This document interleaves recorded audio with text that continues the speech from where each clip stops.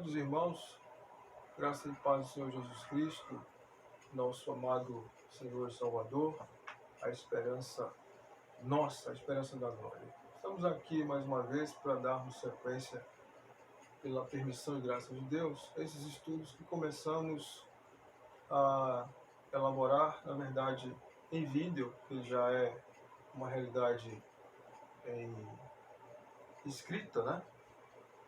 E estamos passando para vídeos no intuito de consolidar essa obra e que possa servir a nossa oração, segue diante do trono de Deus, nosso Pai, possa servir para a edificação de todo aquele que nesse tempo de tanta desesperança buscar uma palavra de esperança sobre o que está acontecendo e ainda o que vem por aí, o que virá. O que a Bíblia diz sobre as coisas que estão acontecendo? É isso que nós temos que buscar respostas para esse tempo do presente, né? E para o futuro que a palavra de Deus vaticina, que ela mostra o que vai acontecer. Hoje nós iremos falar sobre o julgamento das igrejas. Dentro deste tema, o juízo final, também está aí embutido o julgamento das igrejas. Mas alguém perguntaria, a igreja será julgada? A igreja de Cristo será julgada? A igreja do Senhor Jesus? Jesus não disse que quem crê nele não entra mais em condenação, mas passou da morte para a vida? Sim. Mas entendemos que ali é um tipo de julgamento. E o tipo da igreja, o tipo de julgamento que a igreja irá e está sendo submetida é outro tipo de julgamento. O julgamento de que Jesus disse que quem nele crê, ouve as palavras dele e crê naquele que enviou, não entra mais em juízo ou condenação, mas passou da morte para a vida, tem a vida eterna e passou da morte para a vida, está em João 5:24, é justamente o julgamento para a condenação eterna. Não entra mais. Mas o julgamento da igreja não é um julgamento para a condenação eterna. É um julgamento de caráter diferente. É isso que nós vamos abordar hoje aqui. Então, eu gostaria de ler com você alguns textos que, para embasar este estudo e algumas observações que nós vamos fazer. Primeiro, lhe convido a abrir a Bíblia na primeira carta de São Paulo, do apóstolo Paulo aos Coríntios, quando ele falou para aquela igreja sobre o mau comportamento que eles tinham e que desaguava na ceia do Senhor. Aquela igreja tinha litígios, facções, partidos, havia imoralidade naquela igreja, tolerada, não é? Havia irmãos que levavam outro para pendências judiciárias, para tribunais humanos. Paulo condenou isso com veemência. Havia aquele que provocava escândalo no seu irmão por comer carne, sabendo que seu irmão tinha consciência fraca e que isso iria enfraquecê-lo, mas não estava nem aí. Havia um egoísmo que graçava na igreja. Então a igreja era uma igreja que deu muito trabalho ao apóstolo Paulo e que Paulo falou uma coisa muito séria e que serve para todas as igrejas. Ele disse o seguinte: nisso que eu vou dizer, eu não vos louvo, porquanto vos ajuntais não para melhor e sim para pior. 1 Coríntios 11, de 17 em diante. Eu não vou ler todos os versículos, eu vou apenas pontuar alguns deles. Ele diz no 18, porque antes de tudo ouço que quando vos ajuntais na igreja, há entre vós dissensões e em parte o creio. Ele aí diz, importa até que haja entre vós facções para que os aprovados sejam manifestos entre vós. Vai? Ele aí vai falando, de sorte que quando vos ajuntais num lugar, não é para comer a ceia do Senhor. Porque quando comeis, cada um toma antes antes de outrem a sua própria ceia. e assim o outro fica com fome e o outro se embriaga. Então havia egoísmo, porque um comia antes do outro. Havia uma atmosfera de litígio, de contendas, de disputas, não é? Uma atmosfera carnal, e o indivíduo tomava a sua própria ceia, quer dizer, ele não tinha consciência de que a ceia era um momento de intimidade com o Senhor e uns com os outros, de comunhão uns com os outros. Então havia o egoísmo. O indivíduo comia a sua ceia, e naquela época, cada um levava a sua parte da ceia. E o irmão pobre, o irmão ou irmã que não tinha posses, que não podia levar, ficava na dependência daquele que levava para repartir. Entende? E este que levava para repartir era um egoísta. Ele não repartia, ele comia sozinho. Ele não tinha conhecimento, ele não tinha discernimento do que estava acontecendo ali, do que significava a ceia do Senhor. Então fizeram da ceia uma baderna. E aí o apóstolo Paulo disse que por causa disso, ele aí fala sobre a Santa Ceia, o rito da Santa Ceia. E no final ele diz, no versículo 28, examine-se, pois, o homem a si mesmo, e assim coma do pão e beba do cálice. Paulo deixa bem claro que cada um individualmente, como membro da igreja, deve se examinar a si mesmo. E mais adiante ele diz, porque quem come e bebe para sua própria condenação, versículo 29, se não discernir o corpo do Senhor. É o que eles estavam fazendo. Eles estavam comendo como qualquer coisa, não discernindo o corpo do Senhor. Aí Paulo diz, por causa disto, há entre vós muitos fracos, e enfermos e muitos que dormem. Quer dizer, haviam fracos na fé, fracos fisicamente, doentes, e muitos que já estavam até morrendo. Que dormem, quer dizer, estavam morrendo. Mas se nós, aí ele diz, mas se nós nos julgássemos a nós mesmos, quer dizer, se nós nos corrigíssemos a nós mesmos, julgar é corrigir. Se nós nos corrigíssemos a nós mesmos, não seríamos julgados. Não haveria necessidade do Senhor nos julgar. Mas quando, porém, somos julgados pelo Senhor, somos corrigidos para não sermos condenados com o mundo. Está aqui.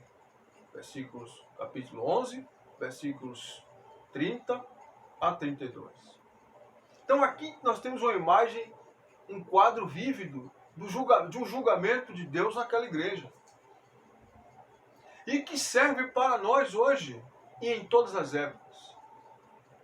Quaisquer coisas na igreja referente à Santa Ceia se enquadre neste quadro aqui, nesta situação, está passível do julgamento do Senhor se nós não nos julgarmos, se nós não nos corrigirmos. Há pessoas que tomam a ceia hoje de qualquer maneira. E há líderes que não enfatizam a importância da santidade ao participar da ceia, do abandono do pecado, da confissão de pecados, da luta contra o pecado, de uma vida santa.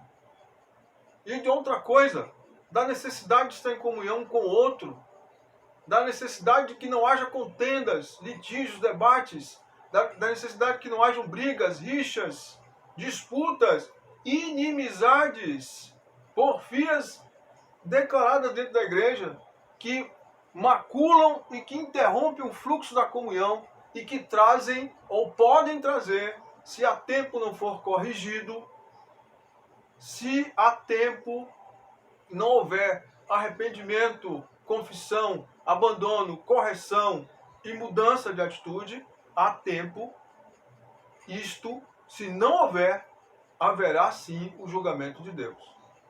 Como houve na igreja de Corinto e tem havido em vários lugares, em todas as épocas. Este é o quadro do julgamento das igrejas. Mas nós também temos outro texto que embasa isso. Está aqui em 1 Timóteo, convido você a abrir aí. 1 Timóteo, Paulo também falando ao seu filho na fé, o pastor Timóteo, sobre como ele devia proceder na igreja. Então Paulo fala para ele o que é a igreja. Não é? O que é que a igreja representa? Olha só o que ele diz a Timóteo no capítulo 3, verso 15, 14 e 15. Capítulo 3 de 1 Timóteo 3, 14 e 15, diz assim: escrevo-te estas coisas, embora esperando ir ver-te em breve. Ele está falando para Timóteo isso. Para que saibas, no caso de eu tardar, para que saibas como se deve proceder na casa de Deus, a qual é a igreja do Deus vivo, coluna e firmeza da verdade. A igreja é a coluna e firmeza da verdade, senhores. Então Paulo está instruindo o seu discípulo, seu obreiro, como ele deve proceder. Não é de qualquer maneira. E era um pastor. Como deveria proceder para que não atraísse o julgamento de Deus, nem sobre ele individualmente, nem sobre a igreja. Porque o pecado nosso, o pecado do pastor, atrai o julgamento de Deus, ou pode atrair o julgamento de Deus sobre a igreja, se não houver disciplina, se não houver correção, seja do pastor, ou seja dos membros. Porque o pastor precisa ser corrigido. E se o pecado parte dos membros e o pastor não corrige com amor, mas não corrige, então está atraindo o julgamento de Deus. Outro texto, Paulo fala sobre isso. Está aqui também 2 Timóteo, outra carta a Timóteo, a segunda carta, no capítulo 2, quando ele diz assim, convido o irmão, a irmã para acompanhar esse texto comigo. Olha só. Capítulo 2 de 2 Timóteo, a partir do versículo 19. Ele diz, todavia, o fundamento de Deus permanece firme, tendo este selo. O Senhor conhece os que são seus e aparte-se da injustiça todo aquele que profere o nome do Senhor. Afaste-se, aparte-se, distancie-se da injustiça, do pecado, do dolo, aquele que profere o nome do Senhor. Está vendo? Ora, versículo 20, numa grande casa, ele continua falando, não há somente vasos de ouro, de prata, mas também vasos de madeira e de barro. E uns, na verdade, para uso honroso, outros, porém, para uso desonroso. Se, porém, alguém, versículo 21, se purificar destas coisas, será vaso para a honra, santificado e útil ao Senhor, preparado para toda boa obra. Então o apóstolo está dizendo que nós devemos, como igreja, individualmente como crentes e coletivamente como igrejas, como corpo, nós devemos nos santificar. Nós devemos nos apartar da injustiça. A igreja não deve se envolver em injustiça, e muito menos o crente, individualmente. Ele diz também que numa grande casa, ele alerta, não há somente vasos de ouro, de prata, mas também há vasos de barro e de madeira. A questão não é o material. A questão é para que serve o vaso. Ele diz, uns para uso honroso, outros para uso desonroso. Então ele diz, se alguém se purificar destas coisas, será vaso para a honra. Versículo 21. Santificado e útil, preparado ao Senhor, preparado para toda boa obra. Se alguém se santificar destas coisas, dessas injustiças, do pecado, das impurezas, não é? Então será vaso para a honra. Não importa que seja de madeira ou de barro, será vaso para a honra. Santificado e útil ao Senhor, preparado para toda boa obra. Seja um vaso de prata, seja um vaso de inox, seja um vaso de barro, seja um vaso de madeira. O importante é que seja um vaso para uso honroso, desde que se santifique ao Senhor. Então Paulo está falando, e nós aqui colocamos isso no contexto de julgamento das igrejas. É um julgamento avaliatório. E nós vemos isso também nas cartas que o Senhor enviou à igreja no Apocalipse, quando ele dirige-se aos anjos das igrejas e ele se refere a cada igreja falando tudo sobre a igreja e sobre o anjo da igreja. Ele diz que conhece as obras,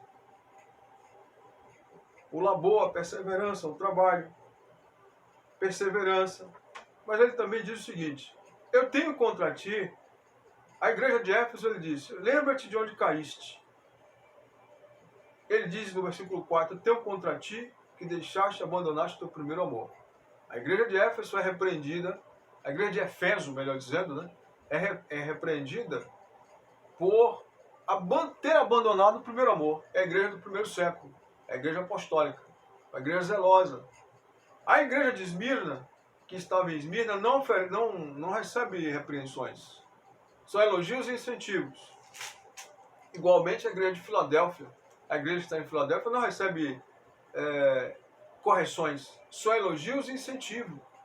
E o prêmio e a promessa do galardão.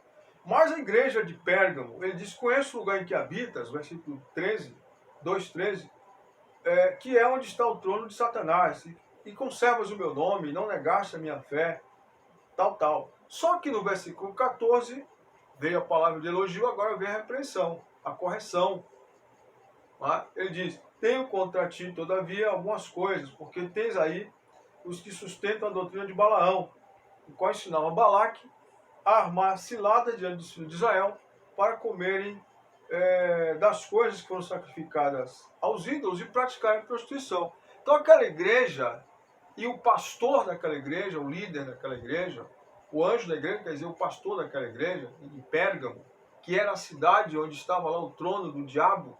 Por que o trono do diabo? Porque ali ficava um dos tronos do imperador romano, o qual reivindicava a adoração. Acredita-se que essa igreja faça parte ali do terceiro século, não é? A igreja dos tempos em que os imperadores romanos começou a reivindicar a adoração. Domiciano, que se autodeclarou divino e engendrou uma perseguição terrível sobre a igreja de Cristo. E o Senhor já tinha dito a Esmirna, a igreja do segundo século, não temos as coisas que há de padecer. Eis que o diabo lançará em prisão algum de vós e tereis uma tribulação de 10 dias. Ser fiel até a morte, e eu dar-te-ei a coroa da vida. Então, as igrejas são avaliadas. As igrejas, ao longo das épocas, e cada igreja dessa, do Apocalipse, elas representam um ciclo na história. A igreja de Tiatira foi repreendida também, porque era uma igreja que tolerava falsa doutrina, igualmente a igreja de Pérgamo. Pérgamo era falsa doutrina e imoralidade. Alguém que ensinava lá. Será que esse quadro hoje não descreve o quadro de algumas igrejas? O quadro de algumas comunidades hoje? Hoje em dia você não pode pregar contra o pecado. As pessoas não aceitam isso. Eu fui jovem na igreja. Eu aceitei Jesus me salvou aos 17 anos de idade. Incompletos, né? 17 anos incompletos. Eu tinha 16, eu falei 17 anos. E já ouviam falar de santidade e nós buscávamos isso. Vencer os nossos limites, os nossos apetites humanos que tendem a nos empurrar para um pecado. E todos têm isso. Mas hoje você não pode falar abertamente sobre isso na igreja e ensinar os jovens, porque é cafona. Aliás, você nem vê falar sobre isso mais, porque vai afugentar a mocidade. E há aqueles que já são adultos, mas têm uma vida longe da presença de Deus, sem dominar-se a si mesmo. Então, se tolerava isso, e o Senhor diz, eu tenho contra ti. A igreja de Tiatira diz, eu tenho porém contra ti que toleras aí essa mulher de Jezabel. Versículos 20 do capítulo 2. Que também ensinava os servos de Deus a praticar a prostituição, a desonrarem seus corpos entre si, a praticar toda a modalidade de atitude sexual, sem um compromisso santo com Deus. E esses cultos regados à idolatria, à feitiçaria, dentro da igreja. Era uma igreja sincrética, e nós temos hoje igrejas sincréticas. Então Deus está julgando o que acontece nas igrejas. Nós temos a igreja de Sardes, que era uma igreja que no capítulo 3, que tinha o nome de que estava viva, mas estava morta. Ela tinha aparência de que estava viva, mas estava morta. Uma igreja que tinha aparência de piedade, não é? Uma igreja que tinha um aspecto, uma liturgia que demonstrava solidez, mas quando batia estava oca, com um tronco oco, sem miolo. Assim, existem igrejas também que já não creem mais na Bíblia, já não creem mais na palavra de Deus, que já não creem mais nos dons do Espírito, que não creem mais nas operações do Espírito de Deus na igreja, que não creem que Deus faça quando Ele quer, porque Ele é soberano para fazer quando Ele quiser e em quem Ele quiser, milagres, não é? Que não crê que na oração da fé, que Deus possa curar por meio da oração, da imposição de mãos, isso é bíblico. Então vai podando as asas da fé dos irmãos, e os irmãos e irmãs ficam acanhados, porque não são alimentados na fé. Então, este é o contexto do julgamento das igrejas. O que nós temos a dizer que nem tudo o que acontece nas igrejas é da aprovação de Deus. A igreja de Filadélfia foi a igreja que não recebe nenhuma repreensão. Ele só faz elogios a esta igreja. Ele diz no final: porque como guardaste a palavra da minha fé, capítulo 3, versículo 10. Como guardastes a palavra da minha perseverança, também eu te guardarei da hora da provação que há de vir sobre todo o mundo, para experimentar os que habitam sobre a terra. Venho sem demora, conserva o que você tem, para que ninguém tome a tua coroa. 3:11 de Apocalipse. É? E aí ele faz promessas maravilhosas. E chega aqui, ao final, a igreja de Laodiceia, que é a última igreja. A igreja de Filadélfia é a igreja missionária. A igreja de Sardes simboliza, está encaixada na história, vista na história como uma igreja do período dos reformadores, que surgiram aqueles que estavam vestidos de branco ali no meio de tantas trevas e avivaram a igreja. A igreja de Filadélfia é a igreja das missões, a igreja das expansões missionárias de Moody, de Finney, de William Carey. E a igreja de Laodiceia, senhores, é a igreja dos nossos dias. É a igreja que Jesus diz que ela, falando ao anjo dessa igreja, ele diz: olha, oxalá você fora crente, quente ou frio.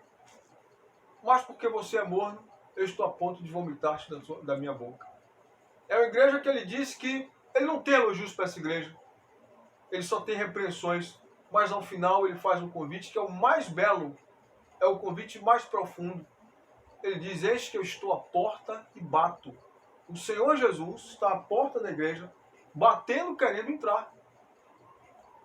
E tem aqueles ainda pregadores, que eu já vi, que usam esse texto para convidar o pecador para vir para a salvação. O texto não está falando isso. O texto está falando que Jesus está se referindo à igreja, ao anjo da igreja.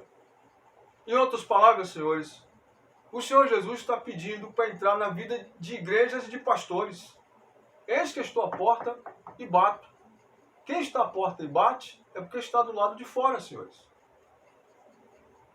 Se você está em casa, você vai entrar no quarto do seu filho ou de sua filha, você pede licença, você bate. Não é? Se você vai à casa de alguém, você toca a campainha. Isto é, significa bater a porta. Jesus está dizendo à igreja de Laodiceia, a igreja do último ciclo da igreja, que é a igreja desses dias atuais, e a seguir: eis que eu estou à porta e bato. Quer dizer, eu estou do lado de fora. Se alguém ouvir a minha voz e abrir a porta, eu cearei com ele e ele comigo. Aí vem o convite de graça e de amor. Se alguém ouvir a minha voz, a esperança, eu cearei com ele e ele comigo. A ceia é a última refeição do dia, significando que será a última refeição dessa dispensação, demonstrando claramente que a igreja de Laodiceia é a última dessa dispensação, antes antes que venha o grande dia e o desfecho de todas essas coisas. E aqui nós vamos falar agora, fizemos esse embasamento, vamos falar um pouco sobre as características, né, deste julgamento. O julgamento das igrejas também está baseado no capítulo 4, versículo 13, de 1 de Pedro 4, de 13 a 17. Mas nós vamos apenas abordar o versículo 17 e diz o seguinte: porque já é tempo que comece o julgamento pela casa de Deus. E se começa por nós, qual será o fim daqueles que desobedecem o Evangelho de Deus? Versículo 17 da primeira carta de Pedro, capítulo 4. No Apocalipse, temos as 7 igrejas, temos as 7 cartas enviadas por João aos anjos das 7 igrejas, nós já falamos, por ordem expressa do Senhor Jesus Cristo. Tá? Apocalipse 19 diz isso. Tais referências encontram no capítulo 2 e 3 do livro, como nós já abordamos aqui de forma sintética, né? Em síntese. Ali vemos alguns aspectos que bem podem significar que as igrejas estão em foco, que as igrejas em foco estão sendo julgadas ou avaliadas. Ou seja, não é um julgamento para condenação, mas para correção. Um julgamento avaliatório e um julgamento visando trazer para o prumo e expurgar o que de impuro está ou estiver dentro da igreja. Ou mesmo que não haja nada impuro, para que não entre a impureza dentro da igreja. Porque a que não teve nenhuma impureza, como Filadélfia e Esmirna, ele diz: guarda o que tens, ser fiel até a morte. Ou seja, não permaneçam como estão, para que não entre a impureza ou o pecado no seio da igreja. Características desse julgamento. Vamos às características do julgamento? Primeiro, o julgamento ele é um julgamento de caráter suave e paternal. Embora haja essas broncas, essas repreensões, não é um julgamento para destruição. Ele é suave e paternal. No capítulo 13, versículo 19, o Senhor diz o seguinte: eis que eu repreendo e castigo todos quanto amo. Sê, pois, zeloso e arrepende. Então o Senhor se mostra castigando, mas com amor. O castigo aí tem um objetivo de conduzir a igreja à pureza, não é? E a expurgar o pecado, para preservar a presença dele, do Senhor, e a comunhão com ele. Porque das duas, uma. Não pode ser as duas. Ou o Senhor está conosco e o pecado pula fora, ou o pecado entra e o Senhor sai. Não pode os dois habitarem juntos. Tá? Pode ter certeza disso. Esse julgamento coletivo não nos exime do julgamento individual. Outra característica. Este julgamento coletivo não nos exime, não nos exclui do julgamento individual. Da necessidade de cada um comparecer perante o tribunal de Cristo, que nós vimos no estudo anterior. Isso aqui é um julgamento avaliatório. Enquanto a igreja está aqui, ela está sendo julgada, ela está sendo avaliada como igreja local, como igreja geral, como corpo de Cristo em todo o mundo, e como igreja local. Cada igreja tem a sua particularidade, onde ela está situada, a influência que ela exerce ou não ali. Que tipo de influência ela exerce? Que pode ser que exerça uma influência que não é boa, e pode ser que seja uma igreja que se destaque pela influência benéfica que exerce, mas também existam coisas que não agradam a Deus ali. Existem várias coisas dentro da igreja que Deus não aprova, que podem existir, e aí cabe a cada liderança, avaliar isso, para não achar que está tudo bem. Não é? Nem tudo que se faz se aprova ou se delibera nas igrejas hoje é aprovado por Deus.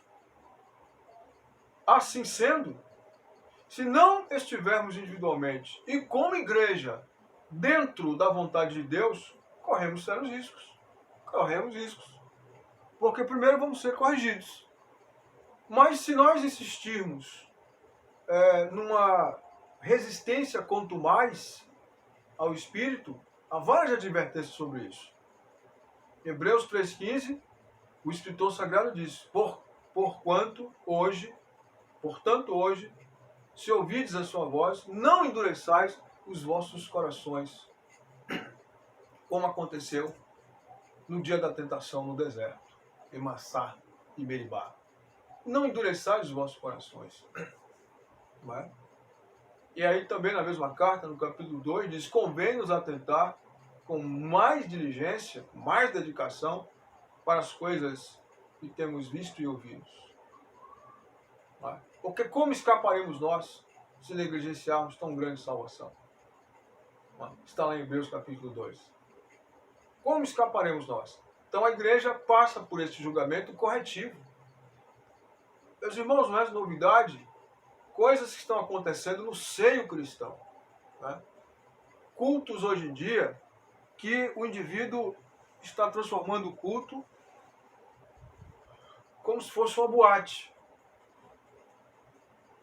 Determinada vez eu cheguei na igreja, uma quarta-feira eu estava indo para o culto, e naquela ocasião eu encontrei um colega, um pastor, que disse: nem vá para o culto. Eu disse: por quê? Eu estava chegando, tinha estacionado o carro, ele disse: olha, por quê?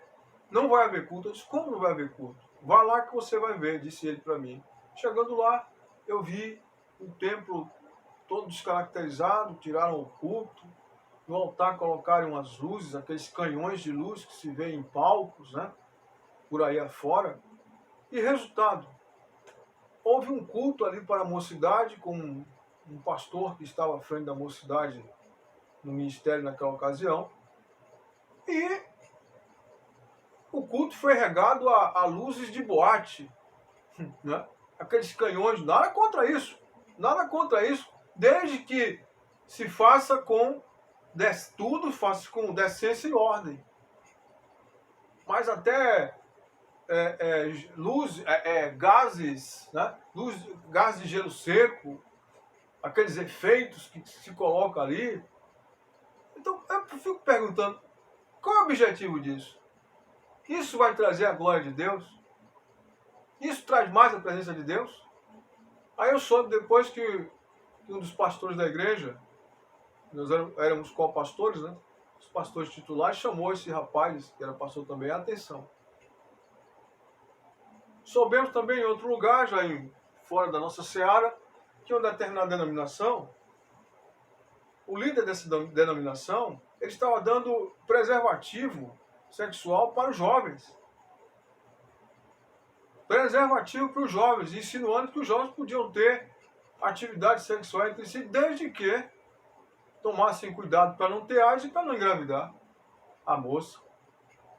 Quer dizer, isso é passível do julgamento de Deus. Quer dizer, o Senhor está dizendo: eu tenho contra ti que tolera isso aí. Falando para nós, pastores: olha, eu tenho contra você que você tolera essa prática aí de tolerar a prostituição no meio dos jovens, de tolerar a impureza no meio dos jovens. Antigamente as moças, já existia pecado, já existia, o pecado vem de longe, o pecado vem desde que o mundo é mundo. Mas também já havia, me parece que antes havia uma luta maior contra o pecado. E a igreja foi colocada neste mundo para resistir ao pecado. Cara, Deus, para fazer missões, para anunciar a volta do Senhor Jesus Cristo e implantar o seu santo reino até que ele venha. Não foi para se misturar com o mundo, não foi para tolerar o mundo, não foi para tolerar as práticas mundanas. Nós fomos colocados aqui, deixados aqui neste mundo, mas não abandonados. Fomos deixados aqui, mas estamos sendo guiados pelo Espírito de Deus, que é o Espírito da verdade. Assim, pois, prossigamos. Quando corrigidos pela palavra de Deus, acertemos, porque é para o nosso bem. Porque o Senhor está julgando as igrejas, está julgando cada crente individualmente, corrigindo aqui e ali, ajustando para que, como diz o apóstolo Pedro, antes o Senhor é longânimo para convosco, não querendo que ninguém se perca, antes que todos venham a se salvar, a serem salvos. Alguém pergunta e alguém respondeu: por que o Senhor não veio ainda? O Senhor disse: porque o mundo ainda não se converteu. É uma verdade parcial, mas o Senhor não veio ainda também, não querendo que alguns dos salvos se percam. Porque alguém disse que uma vez salvo, salvo para sempre. Um ponto e uma vírgula. Porque há salvos que estão vivendo longe do Senhor, estão vivendo longe da salvação, e não é por não serem salvos, não, é porque deram lugar ao pecado, estão flertando com o pecado. Estão flertando, de flerte com o pecado. Estão olhando para o pecado, estão olhando para a santidade. Quando na verdade não se deve nem olhar para ele. E o Senhor está sendo longânimo, aguardando que muitos de nós nos arrependamos antes que venha o julgamento final. Então este julgamento das igrejas é um julgamento paternal, é um julgamento domiciliar, é um julgamento onde o Senhor fecha a porta e julga a igreja dentro dela. Sabendo que se nós resistirmos ao Espírito de Deus, nós seremos julgados. Mas se nós nos deixarmos guiar por Ele, todo aquele que é guiado pelo Espírito de Deus, este verdadeiramente é filho de Deus. Porque todos quantos são guiados pelo Espírito de Deus, Romanos 8,16, estes são filhos de Deus. Então não há nenhuma condenação. A igreja caminha, mas é preciso que se avalie, que se autoavalie em todas as facetas, na comunhão, no momento sublime da Santa Ceia, onde a igreja deve ser levada ao clímax mês a mês, preparada para isso. Abandonar o pecado, cada um individualmente, as práticas pecaminosas, confessando. As pregações devem enfatizar a hediondez do pecado, para que cada um o abandone, o identifique, o abandone e lute contra ele. E não passar a mão pela cabeça, passar um cosmético, passar um blush para esconder a ruga, passar uma pomada numa ferida que está, consequentemente, gangrenando. Não, é preciso fazer uma asepsia, é preciso fazer um tratamento mais sério, com a palavra de Deus, que é sal, que é vida, que é remédio para os nossos ossos, para a nossa carne, para o nosso espírito. Eu oro que a graça do Senhor Jesus Cristo, o amor de Deus, nosso Pai, a comunhão do Espírito Santo, seja com todos, e que a todos quantos este vídeo tiver acesso e tiverem acesso a ele, sejam abençoados por Deus, sejam tocados pelo Espírito Santo, sejam alcançados em fé, em esperança, em amor, em arrependimento e em santidade. Que a graça do Senhor seja com todos, em nome de Jesus. Deus te abençoe, te guarde e proteja. Amém.